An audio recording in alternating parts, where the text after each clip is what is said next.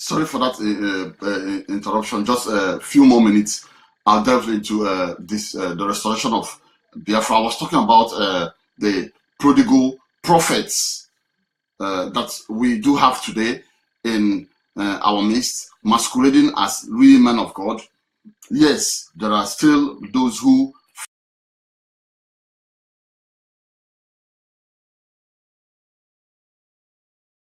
find that.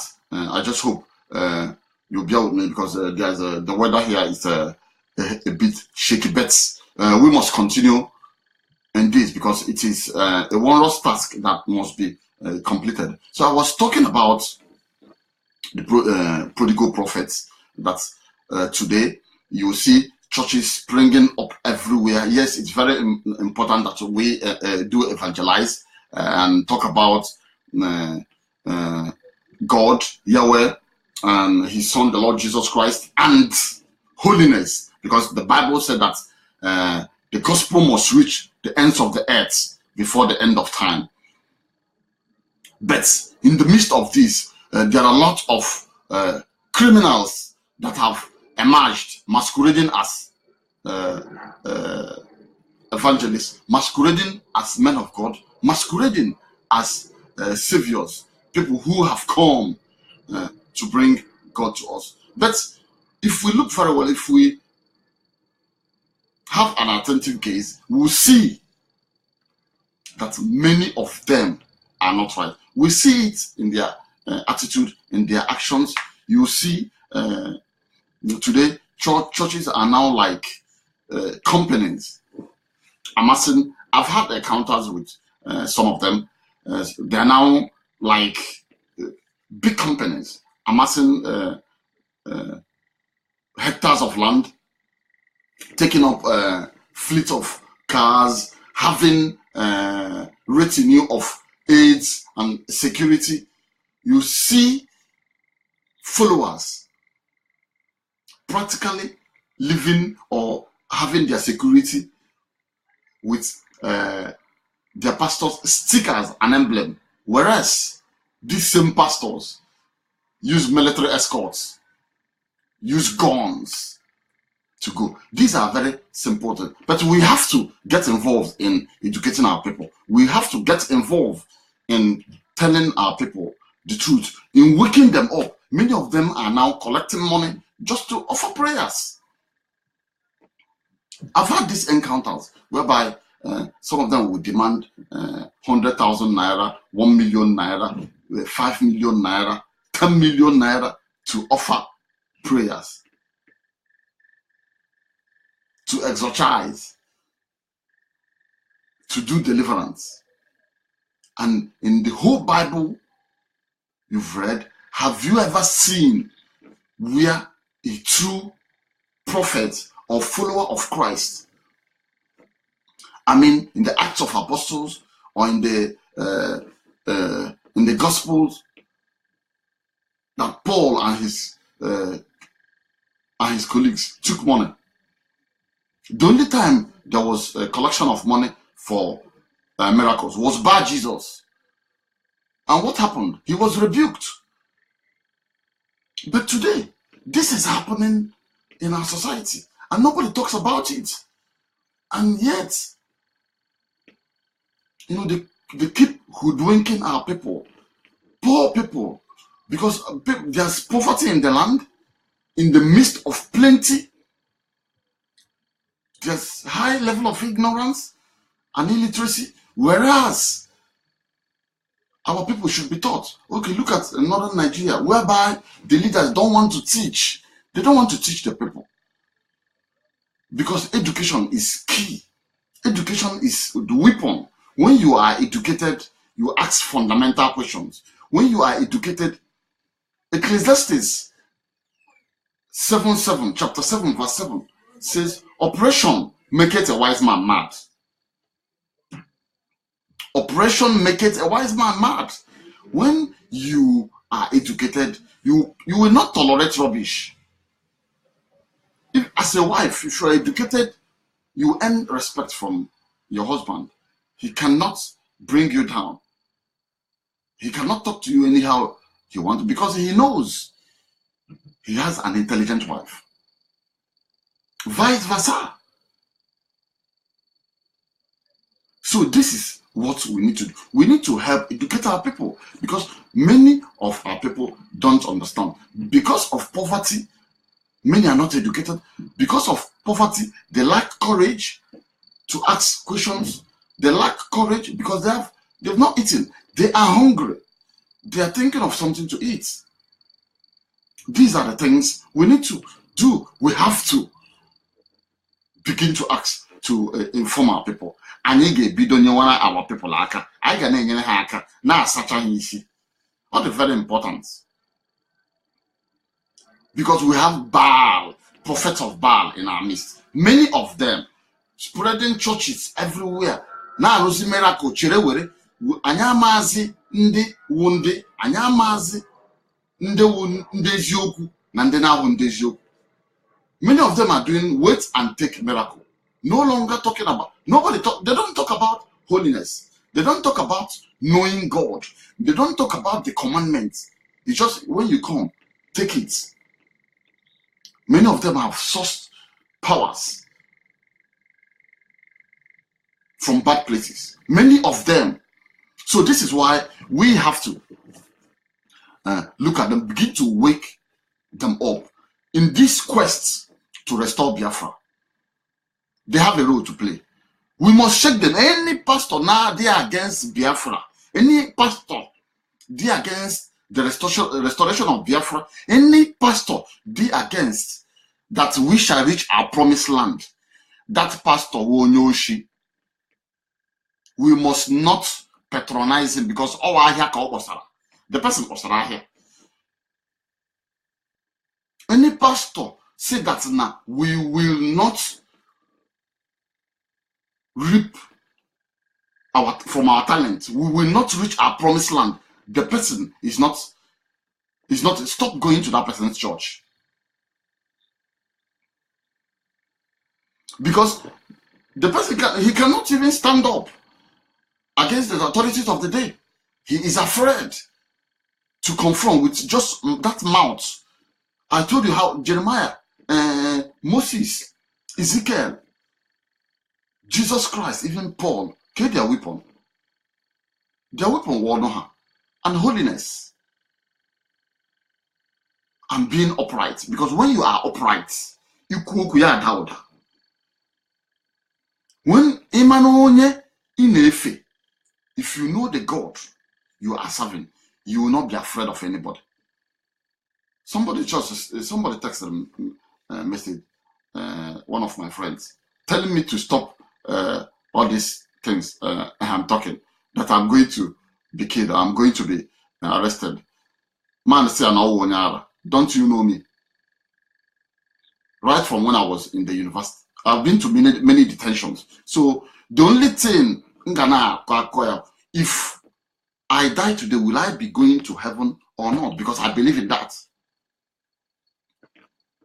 Because man has to die for a reason. I want to make it today. I cannot stop death from coming. The only thing that I have to dodge accidental death. But all that now, I cannot stop my death. So why are you afraid? My friend, I just told you, sorry, my friend just posted something that people are in their churches that if Jesus Christ could appearance today, that many people would even don't want to be wishing and preaching to go because they are carried away by what is happening. So in this quest to restore our promised land, why is it the promised land? Because this is where we are going to fulfill our destiny. Most of us, we haven't fulfilled our destiny yet. Most of us want big destinies to fulfill. Destiny of doing great things, wonders. God gave us that special gift. Our people are blessed with talents, gifts. So we must look at this new prophet of Baal and stop patronizing them. We should stop patronizing them and start identifying them. It's not about when you talk, because the devil is a manipulator. He will always appear as if he's a helper or a good person, manipulate here, but you can always identify the devil, recontact with him, because all nashi. Anybody is an pastor. You belong in university, and his members cannot afford to pay for that university. The person will know she. Any pastor or a so-called man of God runs structures that his members cannot access. That person is a 419er. We should just wake up. Anybody say that now, or pastor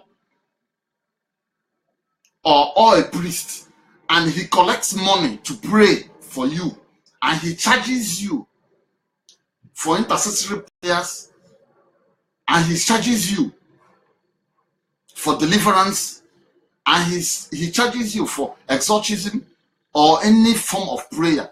That person is a criminal. You should use yourself. Unless me, or this same Bible can you use? Or no Bible can you use? From Genesis to Revelation. And when Jesus Christ never collected money.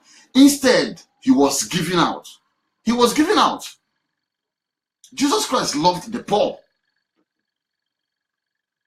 So anybody who said he's a man of God or a child of God that cannot help his fellow human being, that cannot identify who needs help, that cannot share, that cannot accommodate, that cannot stand up when he sees oppression, then the person is not man of God. This takes me to a song we used to sing when I was in the seminar that says, where love and charity abides, there God is found. Anywhere charity and ehunanya, anywhere there's charity, there's good hearts and love. There's always, because it's very, very important that we must love. And when you talk about love, it's about sharing. It's about bringing down yourself. It's about, yes, paying tithe in the church is good. I'm not saying you shouldn't. But you have to identify, because these things are used to help the less privileged among that society. You cannot be collecting money from people in the form of you set up a church, collecting tithe, and you are amassing land and putting it in your name and your family's name, and your family can afford to go to holidays in different parts of the world. Then that person who is contributing money for you to go to the holidays cannot even eat. And you've set up universities, big time universities, and members of your church cannot send their children to that same university. This is robbery. So we should help our people to get themselves. Our people need to wake up. We must wake them up. It is our duty to wake them up.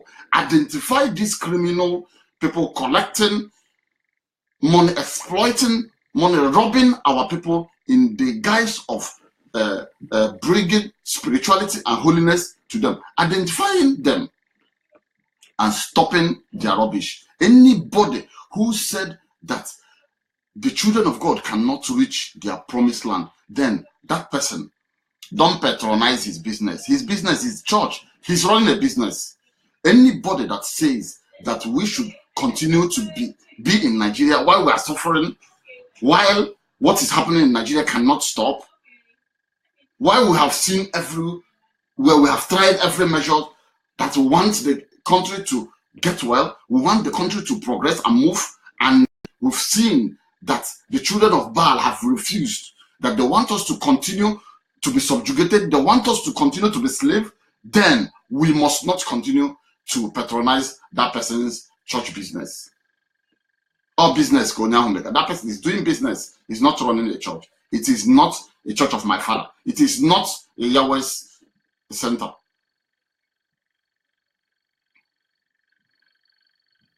Any pastor who is moving around with convoys of cars, military people, you see mobile policemen protecting him. He having fleet of cars. When his people are even hungry, he can. I mean, there are hundreds of thousands of churches in Nigeria. There are, that is exploiting people every day. Yet people are crying. There's no job. There's nothing is moving. They cannot even stand up to tell the leaders of the day, this is wrong. Imagine all these pastors we have in Nigeria come together and say, look, enough is enough. Imagine what will happen in Nigeria. I mean, the country will be fixed. There will be revolution. Okay, you can imagine the Christians in Nigeria. Who are the core Christians in Nigeria? From the Middle Belt and the South, Southern Nigeria, Yorubas, Igbos, Ejos, Edos, and co. But when it comes to voting, some of them will still go and vote for somebody who is from the core north. They will say they will not vote for an Igbo man who is his fellow Christian. What does that tell you? It tells you that people are myopic, that things are not right in that country. Something is wrong in that country. That we are not one. And some of them have established churches, big time churches, running universities, exploiting people. Even some of my stupid brothers and sisters, especially in the Igbo, aga na-atụnyere ha na-ebuli chọọchị ha, na-ebuli ya, na-ebuli business ha, na-awụnyere ha ego. Ha na chekie all this big time ụlọ ekpere anọ na banyị. Ole ka ha arụrụ na Nigeria? Ole ka ha na-arụ na banyị? Ebe niile ha rụchara ebe a na-agụ akwụkwọ, ka ebe ha nụrụ na banyị enwe nke a rụrụ na banyị. Iji gwa gị na ụfọdụ ha ndị oshi, exploiting people. So this is terrible. How can you be running a church, collecting up universities, setting up polytechnics, setting up colleges?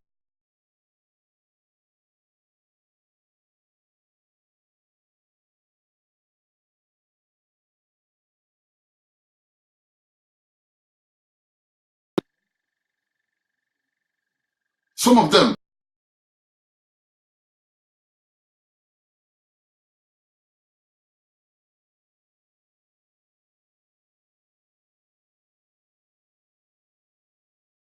because of lack of education, they keep pumping it.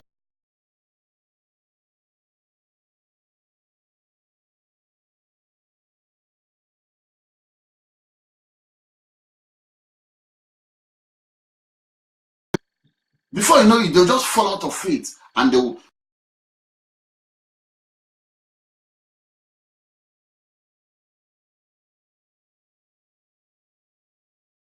massive estates telling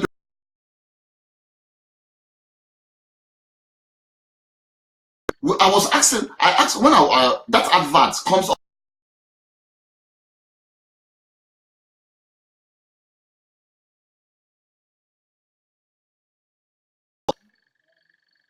That people are paying.